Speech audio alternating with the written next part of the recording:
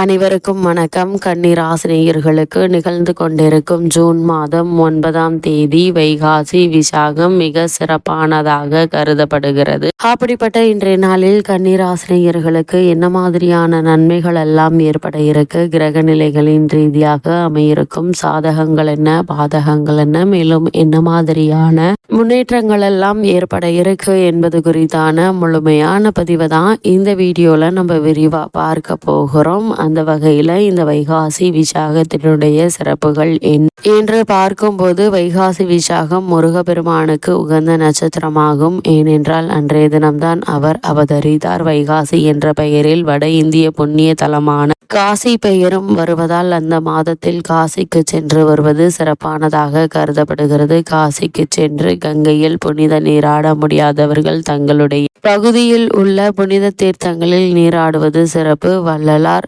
ராமலிங்க அடிகளார் வடலூரில் சத்திய ஞான சபை என்னும் அமைப்பை வைகாசி மாதத்தில் தான் தோற்றுவித்தார். வைகாசி பௌர்ணமி அன்று சிவபெருமானுக்கு மகிழம்பூ நிறத்தில் பட்டாடை சாற்றி 108 பத்மராக கற்களாலான மாலை அணிவித்து எல் சாதம் நெய்வேத்தியம் செய்து வழிபட்டால் பாவங்கள் நீங்கும் என்பது நம்பிக்கை. சென்னை திருமுல்லை வாயிலில் உள்ள மாசிலாமணீஸ்வரர் கோவிலில் வைகாசி பௌர்ணமி அன்று இறைவனும் இறைவியும் லிங்கத்தில் ஐக்கியமாகும் விழா மிக சிறப்பாக கொண்டாடப்படுகிறது. தென் மாவட்டங்களில் உள்ள பெரும்பாலான அம்மன் கோவில்களில் இந்த வைகாசி மாதத்தில் தான் கொடை விழாக்கள் நடைபெறுகின்றன. இஷ்வாகு வம்சத்திற்குரிய நட்சத்திரமாக இருப்பதால் விசாகம் அமைந்துள்ள கோள் நிலையில் ராம ராவண யுத்தம் நடந்ததாக ராமாயணம் கூறுகிறது. மணிப்பல்வத்தீவில்